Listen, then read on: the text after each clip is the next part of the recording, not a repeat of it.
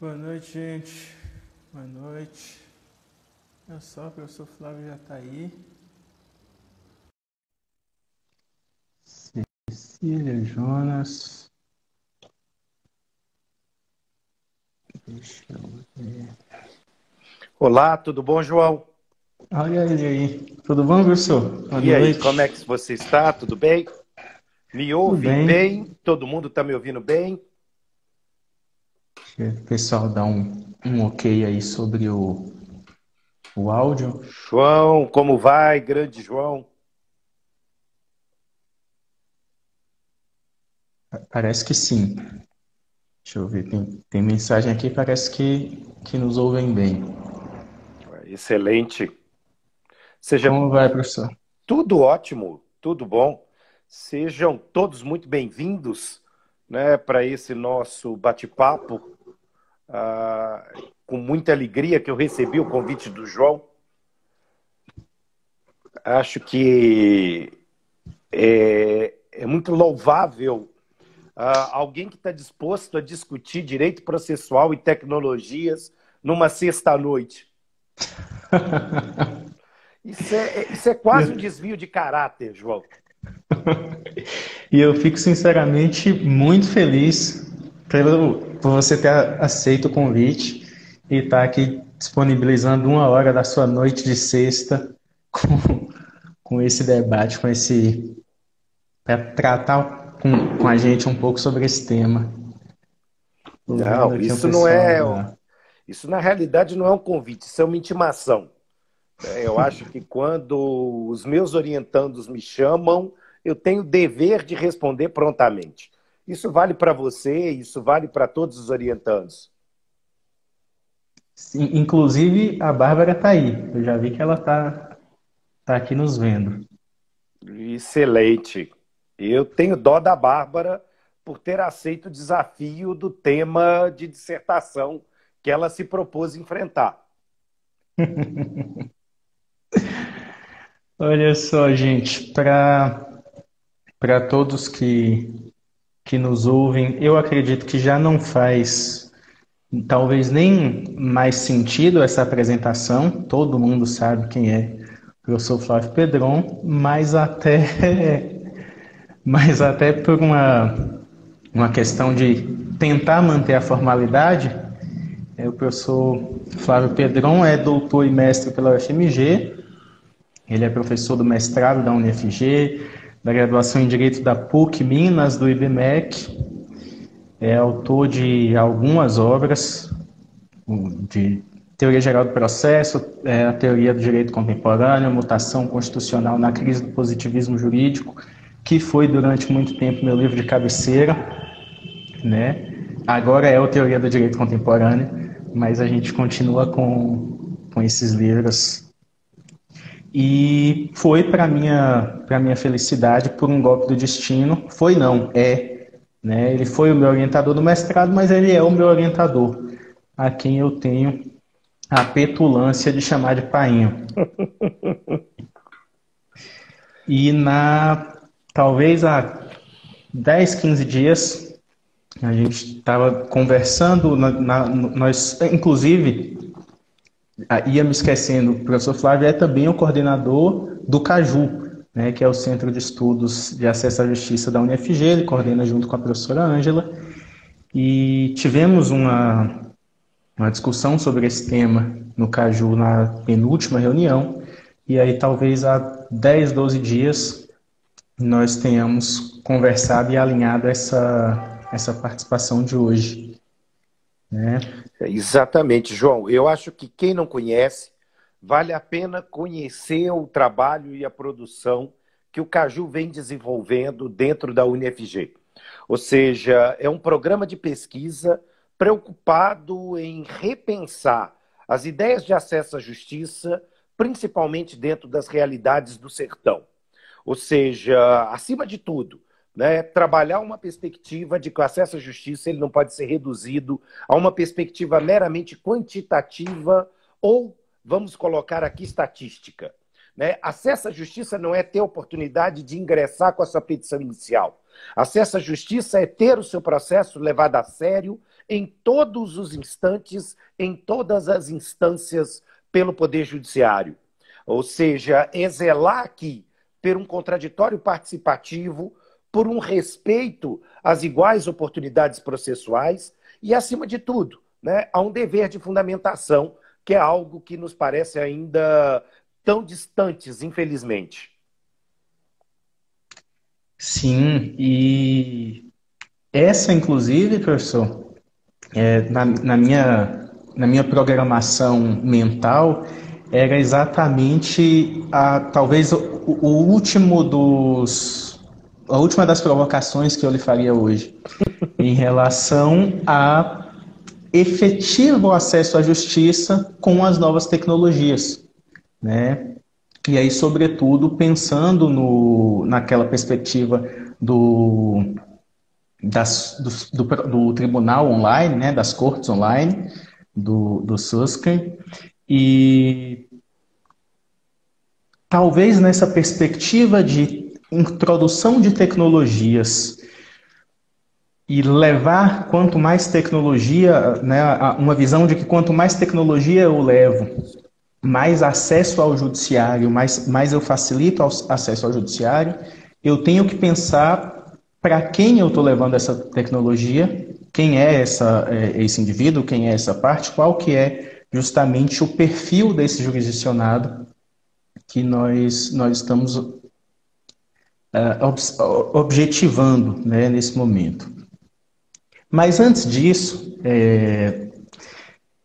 veja bem, quando nós falamos de tecnologia, de processo, de virada tecnológica no processo, talvez essa discussão tenha se iniciado há mais de 10 anos. Já, Né, há mais já. Se a gente está falando a termos de mundo, nós estamos pegando aí o referencial a partir da década de 90 do século passado. E aí é estranho, porque em tecnologia o tempo se encurta muito. E aí, quando a gente usa a expressão século passado, parece que a gente está beirando o iluminismo e a Revolução Francesa, né? E às vezes isso assusta muito. Mas, ao mesmo tempo, João, eu tenho me descobrido muito velho, porque os meus alunos atuais, eles já não são do século passado. Então, os nossos alunos já não são do século passado. Então, para eles, realmente, isso parece ainda mais distante. Digo mais, do milênio passado. Sim, com certeza. Com certeza. Você tocou num tema, né? Tanto você quanto o outro João aqui, uma provocação extremamente importante, que é o caso do Suscaim, né? Quer dizer, a gente tem que conversar. Tem um filme que tem um título, né, muito interessante, que versa sobre o massacre de Columbine, que me fugiu o nome total, que era algo do tipo assim, precisamos conversar sobre o Charlie, que foi um dos envolvidos do massacre, e eu acho que assim, precisamos conversar sobre o Suscaim. Ele é um autor importante, ele é um autor referencial, ele é um autor que é, digamos aqui, a cabeça de todo esse movimento, não apenas das cortes online, mas também dos processos decisórios automáticos e uma série de coisas. Né? E acho que, sem querer estragar a ordem das provocações, pensar um acesso à justiça é óbvio, na realidade brasileira, numa realidade em que muita gente não tem sequer acesso a uma internet de qualidade. Aliás, eu vou reformular.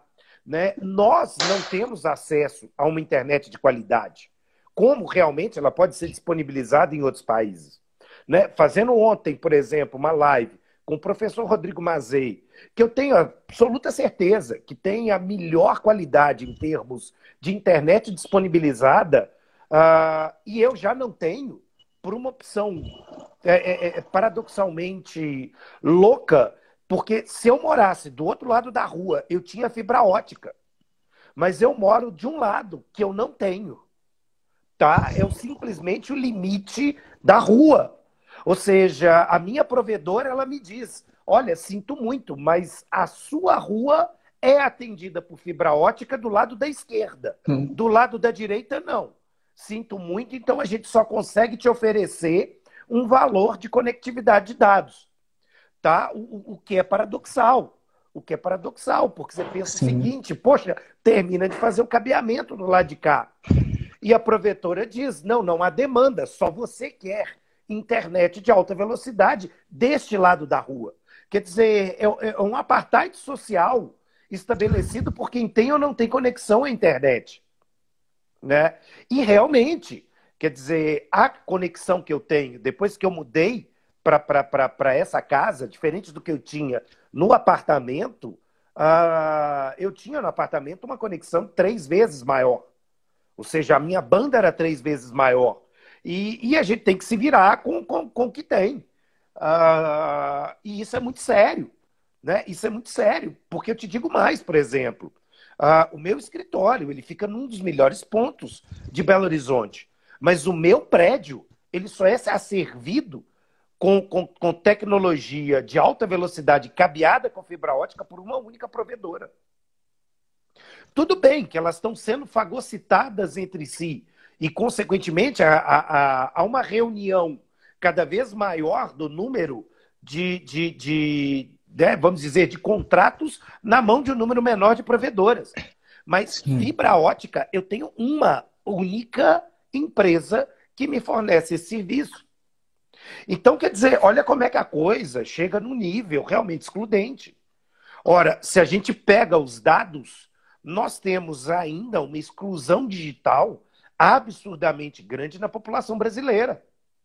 Isso porque nós estamos falando de um bom bairro dentro de uma capital, né, em Sim. BH.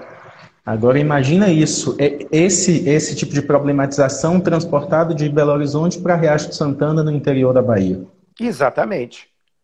Né? E aí a gente pode ir além, a gente pode ir para o Amapá, a gente pode ir, consequentemente, para N outros lugares, e a gente vai perceber que há aqui, né, um apartheid digital muito sério.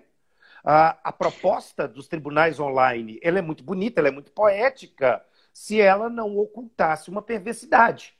Né? E eu acho que é essa perversidade que ela precisa começar a ser posta à luz. Ou seja, todo um projeto de tecnologia pode, não estou dizendo que está, porque não é meramente uma questão instrumental. E todo elemento, todo instrumento, toda ferramenta, ela pode ser usada tanto, vamos dizer, de uma forma como de outra, para evitar o maniqueísmo de dizer bem e mal. Né? Ela pode ser usada de uma forma quanto de outra. E, eventualmente, nós estamos trabalhando, muitas vezes, me parece, e eu sempre me lanço essa pergunta, se não há algo por detrás da implementação das tecnologias dentro do processo. É óbvio que o direito processual é sempre visto, ou diria até diferente, né? Que a atividade jurisdicional é vista como ineficaz, é vista como morosa, é vista como lenta, em um universo social compartilhado. Né? O grande problema é que o processo, a partir de uma teoria geral do processo, que não consegue separar o que é a jurisdição do espaço do processo, acaba tomando a culpa. Né? E aí, na grande maioria das vezes, o que a gente vai ver é exatamente alguém virar e dizer a culpa é do processo. Não, talvez a culpa seja da atividade jurisdicional, porque são coisas diferentes. Ainda que perspectivas tradicionais venham a fazer essa equiparação.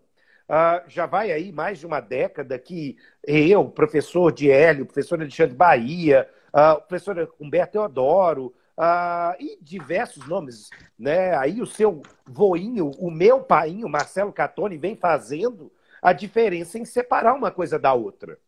Né? Mas ainda é muito forte essa mentalidade. E isso é um problema, né? Porque a partir do momento em que a jurisdição usurpa o espaço do processo, há a assunção de uma perspectiva extremamente complicada e, eu arrisco dizer, perigosa, no que diz respeito aos comprometimentos de legitimidade e os princípios democráticos de um modelo de jurisdição centrada em uma figura solipsista do magistrado. Né? E, consequentemente, A partir dessa construção, o que nós vamos assistir é que a virada tecnológica está sendo descoberta pelo Poder Judiciário como uma forma dele fazer propaganda de si mesmo, como uma forma dele tentar romper essa imagem negativa para dentro da sociedade. E é uma forma de dizer, olha, nós somos, consequentemente, modernos, né? Basta uma visita para o Justiça em Números, que está aqui no banco de dados do CNJ, para a gente verificar como que nos últimos 5 anos o aumento do orçamento destinado à implementação de tecnologias no tribunal, em alguns tribunais, triplicaram de orçamento. Né? Essa verba ela tem crescido. Né? E aí há uma preocupação do orçamento em se justificar economicamente e se justificar, consequentemente, à luz desse imaginário, desse senso comum, acerca de qual é o papel de eficiência que podemos esperar do Poder Judiciário. E esse movimento tecnológico, ele me parece um movimento sem volta. E, com certeza, é irrefreável. Eu acho que só uma distopia conseguiria imaginar, eventualmente, o mundo sem essa condição tecnológica. Ou seja, a gente teria que estar se transportando do cenário do Black Mirror para o cenário do Mad Max, na realidade, né? Para poder imaginar algo com essa construção. É inevitável. É inevitável. E por isso mesmo a gente não pode ser, digamos, tomado por um espírito quixotesco a ponto de querer agredir essa tecnologia. A gente tem que lidar com ela e a gente tem que refletir ela. Né? E eu acho que em momento nenhum alguém pode virar e dizer o seguinte, olha, mas vocês são contra então? Não. De novo, é o começo da fala. É uma ferramenta. Ela pode ser usada de uma forma, ela pode ser usada de outra. Ou de outra. Né? A grande questão é como nós estamos dispostos a usar. Ou por que está sendo usado da forma que está sendo, neste exato momento, pelos tribunais, pelas normativas do CNJ, pelos projetos de implementação e etc. Porque quando a gente pensa, e isso é engraçado, eu fazia uma reflexão com os alunos da graduação de Teoria Geral do Processo, há mais ou menos semana passada, onde eu abri os dados do Justiça em Número com eles. A gente estava discutindo exatamente o princípio da eficiência, da razoável duração do processo e como que isso está sendo implementado. E aí eu falei com eles, vamos fazer um negócio, vamos pegar os dados do Justiça em Número e vamos mapear o desenvolvimento, por exemplo, do tempo médio de tramitação de um processo antes e pós a implementação do processo eletrônico e depois, antes e pós a tramitação do Código de Processo Civil. E vamos verificar se, estatisticamente, os dados mudaram. E aí a gente percebe uma coisa muito curiosa. Não mudaram. Às vezes, 1 mês, 2 meses de diferença. Mas, substancialmente, uma grande carga nessa duração, ela persiste. E o mais estranho, se a gente dividir o procedimento, por exemplo, o procedimento de conhecimento em 4 fases, postulatória, saneadora, instrutória e decisória, essa última fase, ela consome 3/4 do tempo do procedimento. 3/4 do tempo do procedimento. Ou seja, se o processo gasta, vamos colocar aqui 3 anos ou 4, para que, consequentemente, eu tenha, da petição inicial à sentença, durante 3/4 desse tempo, o processo acabou. Ele só está na mão do magistrado para sentenciar. E aí a gente pergunta, o Poder Judiciário se tornou mais rápido por conta do processo eletrônico? Não. Não com o modelo que nós temos. Né? Por uma questão muito simples. Ele é eletrônico simplesmente porque ele é em PDF. Porque, no fundo e na sua essência, ele ainda é manejado por seres humanos que precisam dar pelo menos um enter para que os atos sejam praticados. E aí, a gente lida com problemas muito sérios, que são aquilo que o professor Humberto Teodoro já denunciava desde a década de 80, os chamados tempos mortos do processo. Então, para parafrasear Norberto Bobbio, o processo eletrônico ele trouxe uma promessa não cumprida de celeridade. Ele gerou a expectativa de que as coisas fossem diferentes, mas as coisas não foram. E um problema muito sério também, padronização, que não existe. Nós temos N plataformas, seja a nível de um estado. Então, se eu estou trabalhando a nível do Judiciário Federal, eu tenho uma ferramenta. Se eu estou trabalhando a nível do Judiciário Estadual de segunda instância, eu tenho outra. Se eu estou trabalhando a nível do Judiciário de primeira instância para o procedimento comum, eu tenho outra, porque eu ainda tenho para os juizados especiais, muitas vezes, uma outra ferramenta para o processo do trabalho, uma outra ferramenta. E aí a gente começa a lidar com as coisas muito curiosas, porque cada ferramenta exige uma configuração, e essas configurações elas não são compatíveis. Então, se você tem uma máquina só, você tem que deletar e reinstalar as configurações que são pressupostos para a utilização daquele sistema em um determinado computador. E aí, se você precisa fazer uma petição para o TRF, você precisa de uma configuração, mas se você vai fazer para o TRT, você precisa de outra configuração. E aí a gente fica doido, porque, ok, quem tem condição, né? De novo, a fala de ontem do Galanter, por exemplo, né? Quem tem mais pode mais, porque tem um computador para cada tribunal. Já está pré-estabelecido, né? Quer dizer, de certo modo, lá no escritório, a gente tem etiquetas que foram pregadas na tela do computador, dizendo o seguinte: esse aqui é para o TRT, esse aqui é para o TRF1, esse aqui é para o juizado especial lá do Rio Grande do Sul, por conta das diferenças de procedimentos. Né? E nós estamos falando simplesmente de tecnologia. Ora, isso gera exclusão? Claro que sim, isso gera exclusão. Né? Isso gera um elemento dificultador extremamente complicado. E, mais uma vez, nós não estamos nem falando mais da qualidade do sinal, mas nós estamos falando do fato de que há uma multiplicidade de ferramentas e essa multiplicidade de ferramentas cria N obstáculos. Né? Então, um grande problema para a gente pensar isso. E, mais uma vez, os tempos mortos não desapareceram. Tem algumas secretarias que, se você não ligar para o escrivão e pedir para fazer os autos em conclusão, ele não chega para o magistrado. E aí a coisa é simplesmente caótica, porque o seu cliente ele já pensa, olha, o meu processo é eletrônico, então ele é mais rápido. Não, não. Né? Tecnicamente, não. Ou seja, é como se fosse ainda papel. A única diferença é PDF. E aí entra outros problemas. Porque, querendo ou não, o processamento eletrônico ele representa uma barreira para a fiscalidade pública. Não é como nos autos de papel, a ideia de que qualquer um poderia chegar na secretaria do juízo e pedir o acesso aos autos.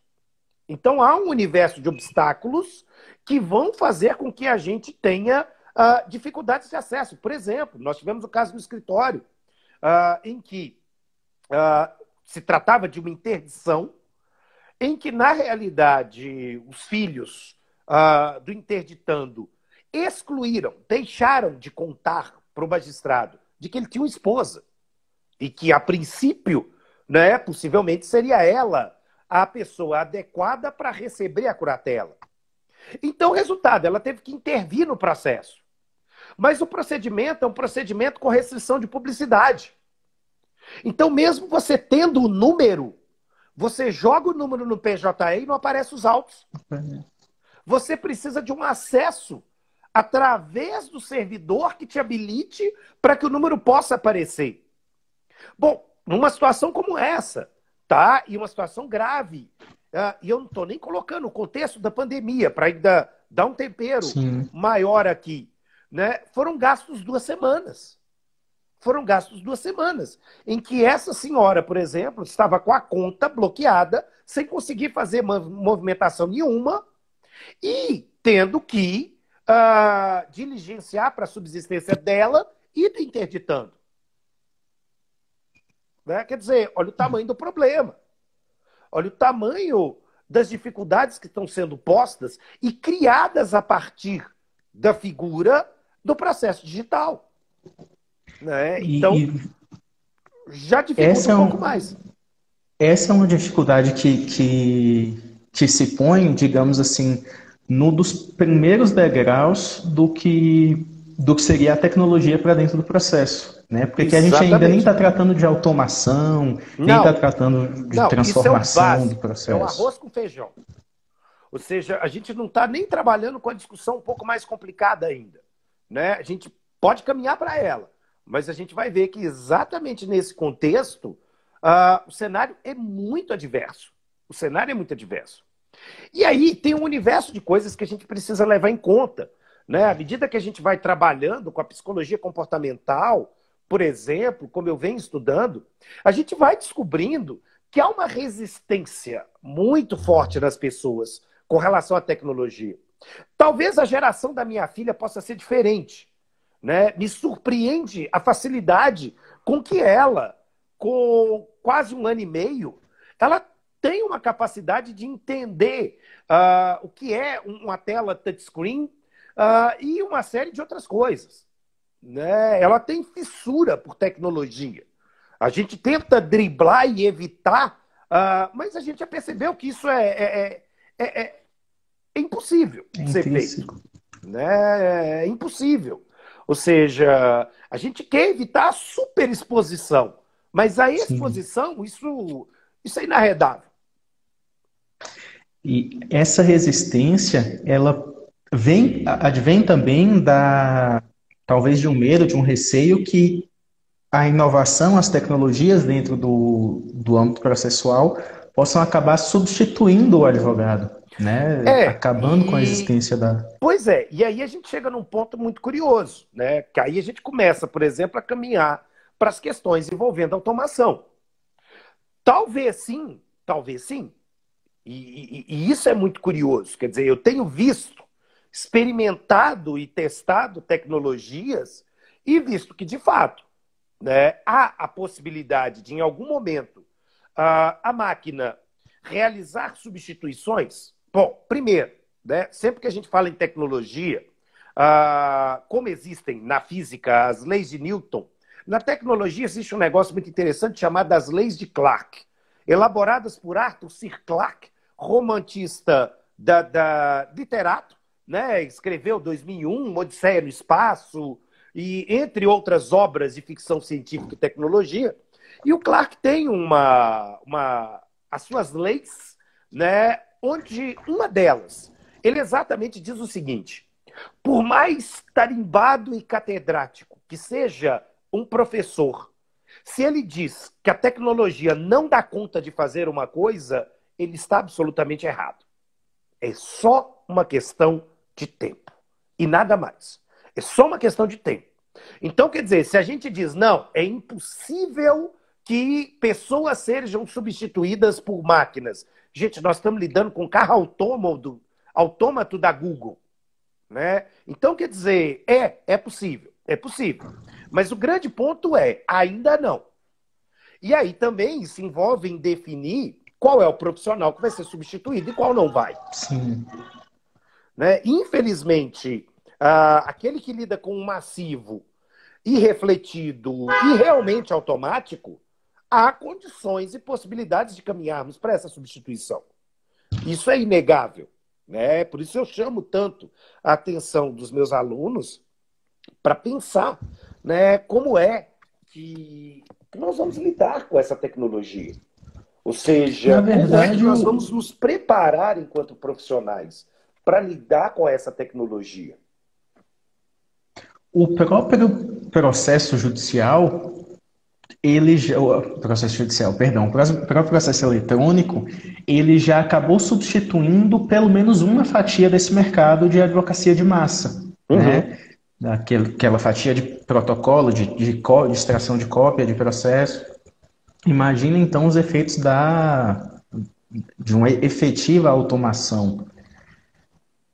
Mas isso poderia, então, sob essa perspectiva de um tipo de profissional ser ser excluído, ele levaria a uma maior diferenciação, um maior, na verdade, uma menor paridade de armas entre os atores do processo?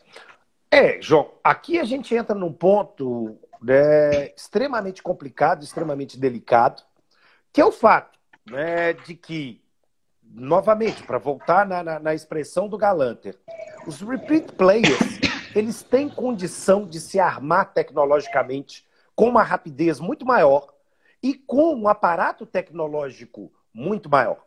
Né? Se a gente chega na conclusão de que a estrutura do judiciário, pelo menos em sua grande camada, ela é quase 50%, 60% dominada por um grupo muito pequeno e que, de maneira muito curiosa, o poder público está dentro dele.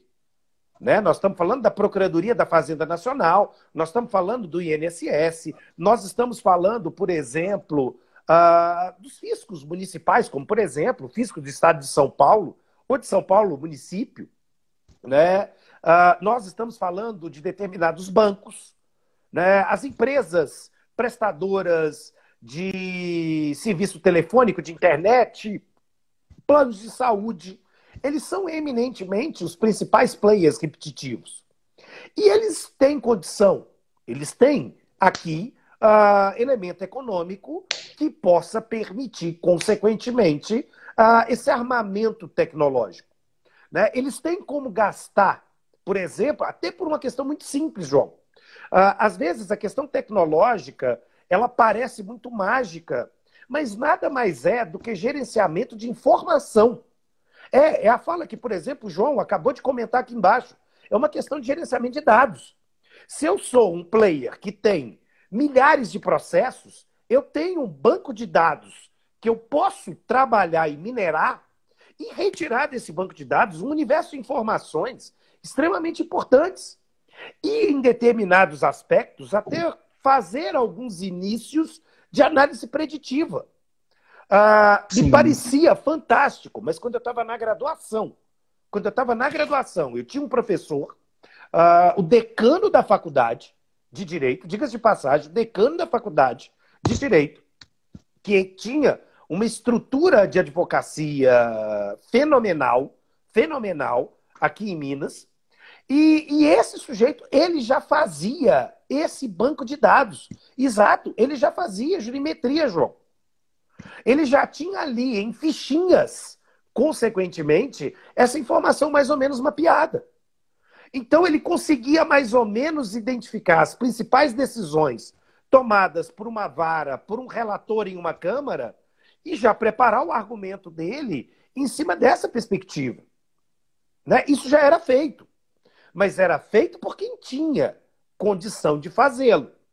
A tecnologia, ela abre agora um espaço para que isso possa ser feito com um custo menor e com uma velocidade maior. Porque é óbvio, imagina, por exemplo, né, vou dar um exemplo tosco, vocês me desculpem, mas um exemplo tosco. Né, eu me mudei recentemente, ainda posso dizer, né, que é recente, e essas estantes, elas estão ainda desorganizadas. No apartamento anterior, havia uma organização em que cada prateleira corresponderia a um tema e havia uma ordem alfabética dos autores, consequentemente. Então, eu conseguia, em um estalar de dedos, saber aonde está o livro que eu quero e que eu preciso naquele exato momento. Bom, eu me mudei, né? E porque eu me mudei, de uma maneira muito curiosa, tem duas situações que eu não conseguia achar a porqueira do livro que eu precisava. E eu acabei adquirindo, mais uma vez, o exemplar. Só que dessa vez, o que eu adquiri? A versão Kindle. Eu adquiri a versão Kindle, porque agora ela está aqui. Ela está literalmente na nuvem e eu posso acessar do meu telefone celular, do meu notebook, do desktop no meu escritório e qualquer outra coisa. Quer dizer, está aqui. Né? Há gerenciamento de informação nesse exato momento? Não. Eu tenho aquilo que, de certa maneira, os estudiosos de tecnologia chamam de Big Data. Tem um monte de informação, mas ela está assistematizada, né? Quem realiza essa sistematização e gerencia, criando algum mecanismo de indexação, ele larga na frente. Mas isso gasta tempo. Isso gasta tempo. Da data da minha mudança para agora, eu não tive a tranquilidade de tempo de sentar e arrumar a minha estante. Até porque ocorre um fenômeno que eu me divirto muito. Eu coloco o livro aqui, não nessa prateleira, mas mais de baixo, aí vem a Isadora e puxa o livro. Então ela retira o livro do lugar e leva para outro canto. Consequentemente, às vezes eu tenho que sair correndo atrás do livro. Né? E aí, na pressa para guardar o livro, eu coloco ele no espaço vazio, que dá para colocar. Então, quer dizer, eu mesmo crio problemas que eu não consigo sistematizar a minha informação. E, infelizmente, a organização parece não ser o carro-chefe de vários advogados. Infelizmente. Ou seja, várias e várias vezes a gente lida com um parceiro ou alguma coisa do gênero em que o sujeito vira e diz assim: não, eu tenho isso, eu vou te mandar. E você está esperando, você está esperando. E isso não vem. Isso não vem. Né? Quer dizer, isso é muito sério. Ou seja, se eu tivesse a capacidade de localizar essa informação, de fazer uso desses dados exatamente com a maior aceleração, eu sairia na frente. Agora, antigamente, esses escritórios eles precisavam ter alguém responsáveis por fazer essa sistematização. Ou seja, você contratava um profissional para o seu escritório de biblioteconomia ou como um profissional liberal para ele vir organizar ou, consequentemente, para ele estar lá em tempo permanente fazendo essa sistematização. Hoje, isso pode ser feito pela máquina.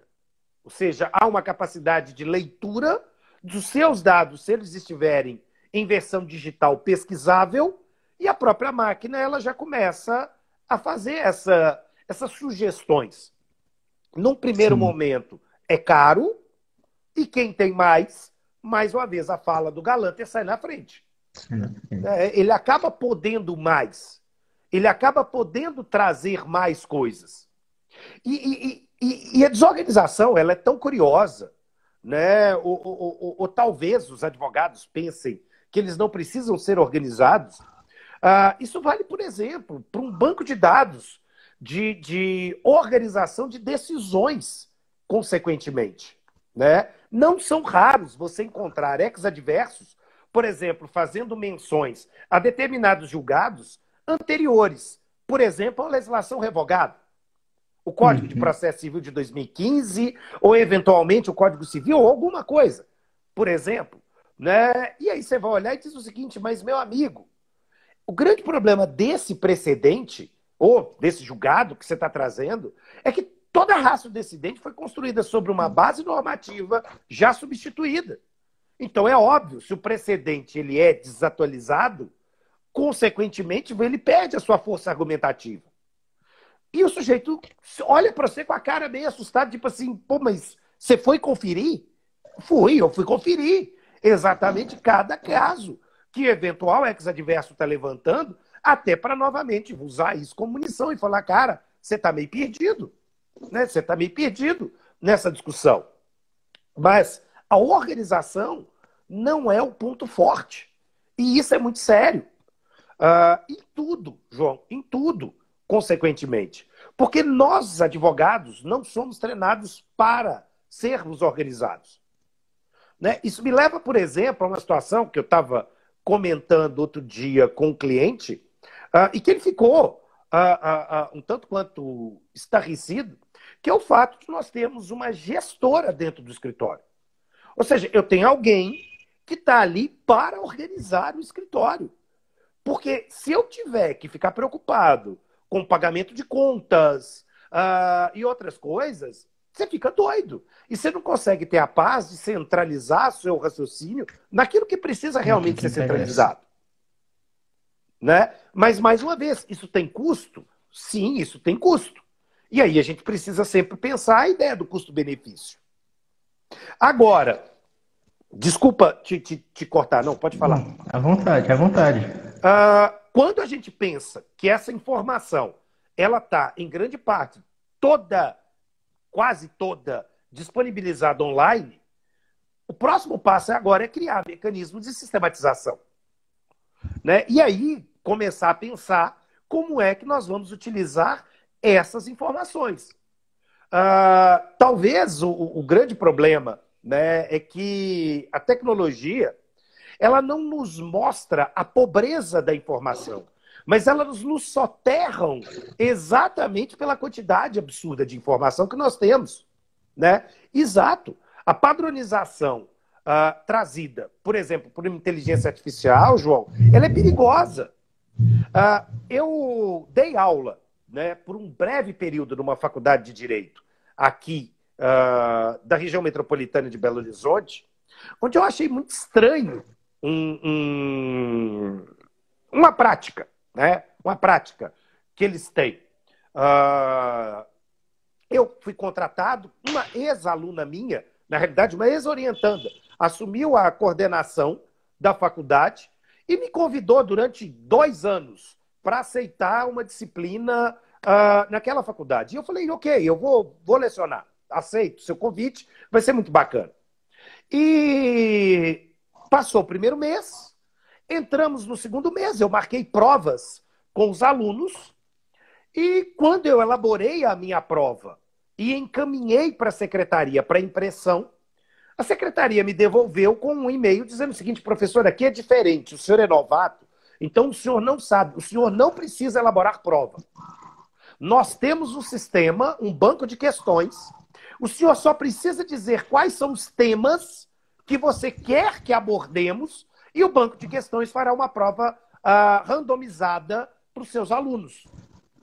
Então, inclusive, é provável que a prova de um seja completamente diferente, não apenas em posição, mas inclusive em conteúdo, né? E aí, você não precisa corrigir, porque a gente volta isso para a máquina e a máquina corrige. E aí eu falei com a secretária do curso, eu falei, ok, muito bacana, mas eu só preciso entender uma coisa, quem tira da máquina as questões desatualizadas? E aí ela olhou e falou assim, mas como assim? Eu falei, bom, pois é, né? Existe uma grande possibilidade de termos um grande banco de questões e essas questões estarem absolutamente desatualizadas. Ora, eu tive uma grande mudança normativa no meio do caminho. Como é que nós vamos partir do pressuposto que as questões que, inclusive, nos seus enunciados, podem fazer referências aos diplomas legislativos revogados? Ora, como é que nós vamos lidar com isso? E a secretária falou assim, ninguém nunca perguntou. Não sei. Não sei, ninguém nunca perguntou. Isso realmente é um problema? Porque se for, faz o seguinte, anula a questão. Eu falei, tá, e se eventualmente a máquina sortear para um aluno 20 questões desatualizadas? Eu vou anular as 20 questões desse aluno? E quais são as condições de isonomia que ele vai ter perante o outro? Quer dizer, é o grande problema. Quem alimenta a máquina e quem desalimenta. Quando a gente está falando de padronização decisória, e o João está colocando aqui essa questão, eu me pergunto, e eu fiz essa pergunta, né, no evento em que foi se discutir aqui o primeiro teste do radar, aqui no TJMG, eu fui o chato, igual que encheu o saco da coitada da secretária do curso, eu levantei a mão e falei, tá, e aí? Quem é que vai cuidar da desatualização? Eu quero entender quem foi que alimentou essa máquina. Ou seja, ele tem formação jurídica? Quais são os critérios para definir que um determinado padrão decisório ele deva ser seguido? E a resposta veio de um técnico de TI que disse o seguinte, as que tiverem maior número são consideradas corretas. Então, significa que é uma tendência. Eu falei, não, pera, né, calma. Então, você está querendo dizer para mim que se um grupo grande de pessoas está errada, isso se torna certo. Porque, consequentemente, nós não vamos poder partir do pressuposto que, em algum momento, ainda que esta seja concepção majoritária, nós estamos equivocados. O problema daquilo que o Dworkin chamaria de erros enraizados. Ora, parece verdade, mas não, nós estamos errados. É absurdo determinado conclusão jurídica que se possa chegar, né? E isso é muito sério, João. Isso é muito preocupante, né? Isso parece passar largo daqueles que estão lidando com a tecnologia. Por quê? Né? Porque, na realidade, a tecnologia está aqui para vender a imagem de que o judiciário vai ser eficiente. Não, de que os princípios processuais vão ser respeitados. Né? E isso é muito sério. Ou seja, toda essa discussão vai lançar para nós aqui o grande desafio, né, de, primeiro, questionar, então, os padrões dessa formação e desse trabalho do Big Data. E também, né, mais uma vez, agradeço a fala do seu xará, o João, que está colocando uma questão também muito importante, que está dizendo o seguinte: como é que eu vou fazer, por exemplo, o emprego de uma técnica de distinguish se o parâmetro é o parâmetro do majoritário e não do correto? Exatamente. Ora, como é que eu vou abrir margem para um overruling, para uma superação de um determinado entendimento, né, se eu tiver que dialogar com a máquina? Né? E isso é muito doido, porque às vezes o padrão é complicado. Hoje eu estava xingando, agora à tarde, puto da vida, tá? Porque eu fui fazer não, né? O meu MacBook, ele fez uma autoatualização por conta dele, e quando ele voltou, ele reconfigurou minha área de trabalho inteira para o padrão original de fábrica. E aí, quer dizer, eu estava puto, porque eu sou chato, eu sou meticuloso, sou obsessivo-compulsivo, e o meu padrão de trabalho não é o padrão da maioria. Ou seja, eu quero na minha barra de acesso rápido os aplicativos que eu uso, não os aplicativos que a Apple acha que eu tenho que usar. Porque às vezes eu acho o aplicativo dela uma boa porcaria. Então eu quero as minhas ferramentas para que eu possa otimizar o meu tempo. Quer dizer, eu gastei quase um bom tempo, não sei te precisar quanto, mas quer dizer, por quê? Porque ela estava trabalhando numa perspectiva padronizada. E muita gente pode nem ter percebido que ocorreu essa reconfiguração na última atualização. Por quê? Porque a plataforma deles já estava pronta para o padrão. Porque isso também é comum. Dentro da psicologia cognitiva, esse viés de status quo, ele é muito comum. A tendência que nós temos de manter as coisas como as coisas estão, ou seja, um princípio da inércia na psicologia comportamental, é muito comum também. Então ele veio de fábrica assim, por que você quer mexer? Quer dizer, e é um dos problemas que eu tenho, digamos assim, para usar a Apple. Né? É uma ferramenta ótima, mas às vezes me deixa absurdamente enraivecido pelas impossibilidades de customização e padronização. Me parece que essa perspectiva de uma decisão algorítmica, que realmente simplesmente substitui não, tem a tendência de repetir padrões que já foram antes assumidos como corretos, e com essa dificuldade de fazer o overruling, de fazer um distinguish, isso não vai levar, ou isso não parte de uma visão, daquela visão neoliberal de processo? Sim, não tenha dúvida. E aí a gente joga o contraditório como meramente fictício e esvazia a fundamentação. Algo que, de certa maneira, eu falava ontem no evento que o professor Fábio coordenou junto à UniFG, Sim. É que talvez a gente tenha que perceber, né, e é algo que, por exemplo, isso é denunciado até muito antes de mim, pelo professor Diel Nunes, né, que o modelo tradicional dos princípios de eficiência do neoliberalismo foram acoplados à dinâmica da atividade jurisdicional. E essa forma de levar a eficiência e a celeridade a todo custo, e, consequentemente, né, levar aqui a ideia de que as coisas têm que ser desburocratizadas, infelizmente, provoca uma releitura do contraditório, tentando fazer com que ele se regrida à sua pressuposição formal novamente. Ora, o tribunal não pode ignorar, o judiciário não pode ignorar, que é preciso garantir o contraditório, mas vira um contraditório meramente de manifestações sem resultado, sem poder de influência propriamente dito.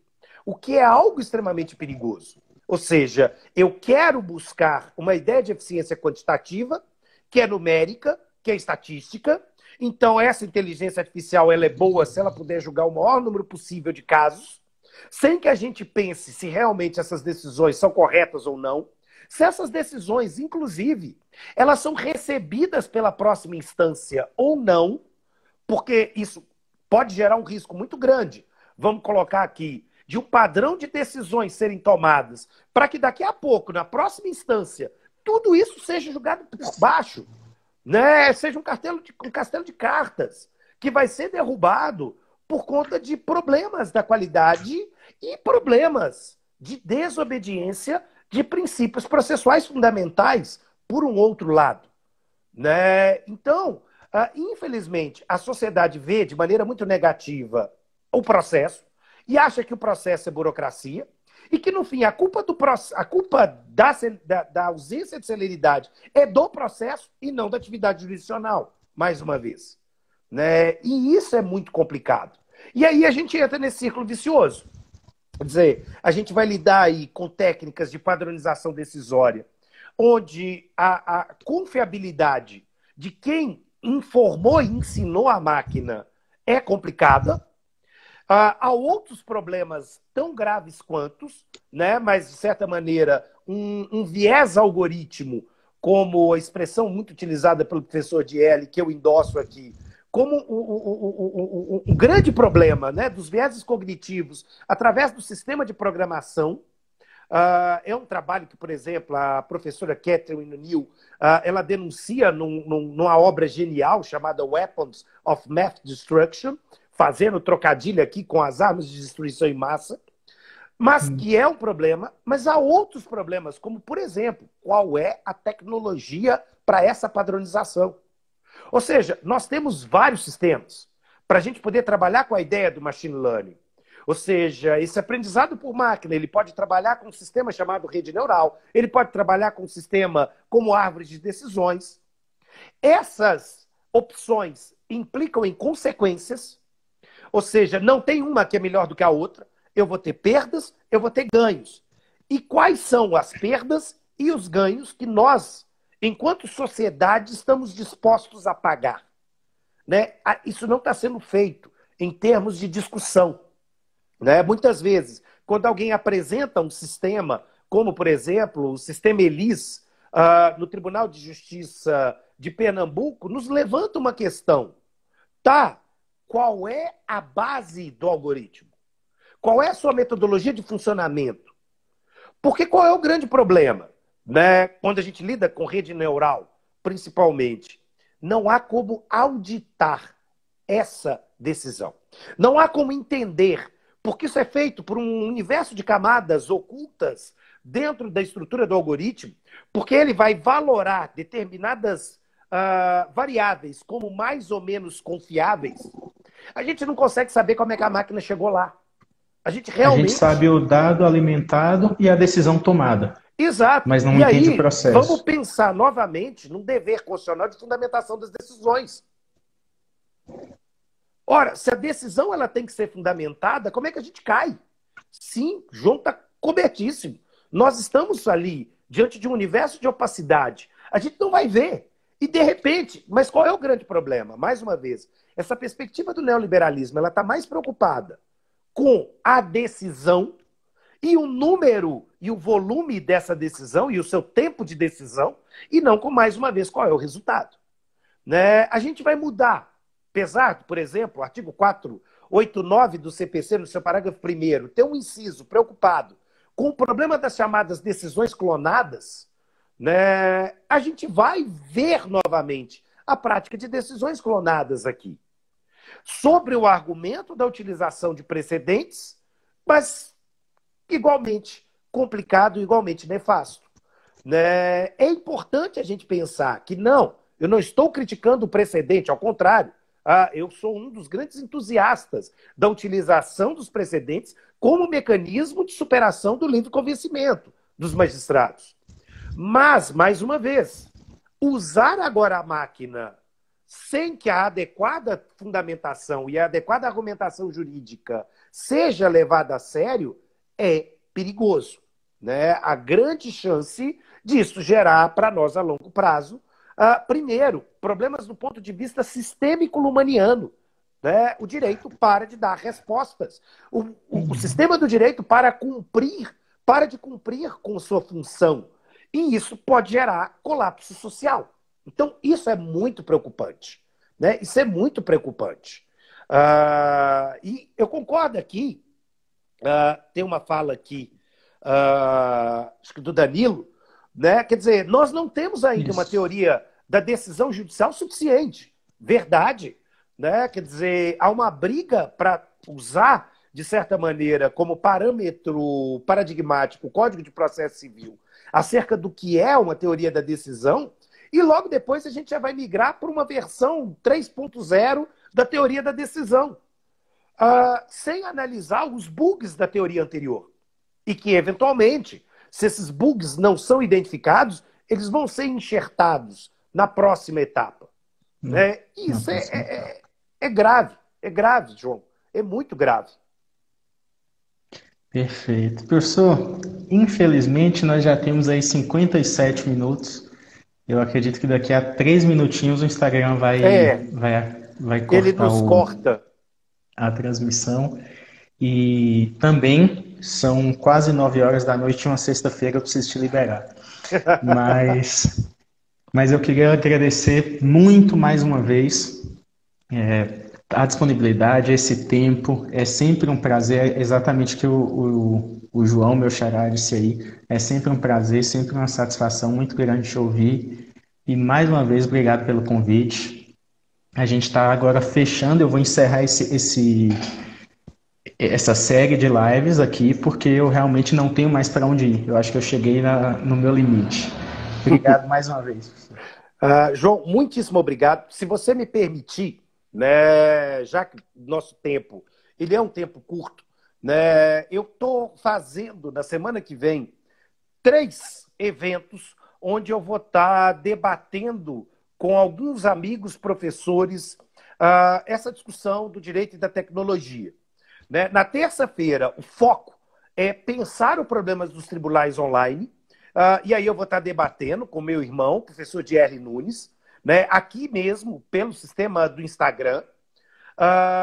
Na quarta-feira, atendendo ao convite da professora Ângela, eu quero discutir um pouco as decisões tomadas por inteligência artificial aplicada na atividade jurisdicional. Então, é diferente a discussão do Dierle, né? A discussão com o Dierle é a discussão dos tribunais online, a discussão com a Ângela é a discussão das tecnologias, né? E na quinta-feira eu vou estar discutindo com o professor e desembargador César Cury, do Tribunal de Justiça do Rio de Janeiro, que é uma grande autoridade, não apenas de conhecimento, mas responsável aqui, um dos responsáveis por essa implementação dessa tecnologia lá no Tribunal Fluminense.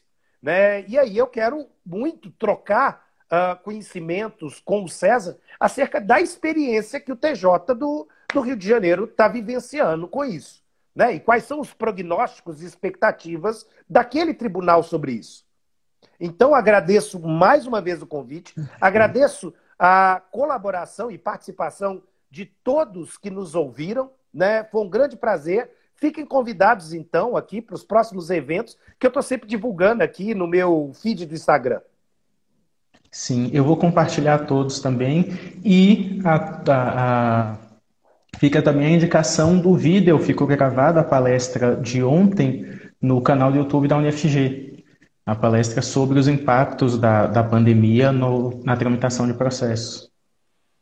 Isso, exatamente. Eu roubei o link e levei para o meu canal do YouTube também. Tá lá também? Então, tá lá melhor também, ainda. Tá lá também.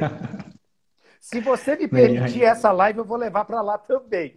Claro, perfeitamente. Uma honra. Foi um prazerão, meu irmão. Tudo de bom, obrigado, João. Excelente noite. Tudo de bom para todo mundo que participou dessa discussão. Um abração. Boa noite, professor. Boa Até noite. mais. Tchau, tchau, gente. Obrigado.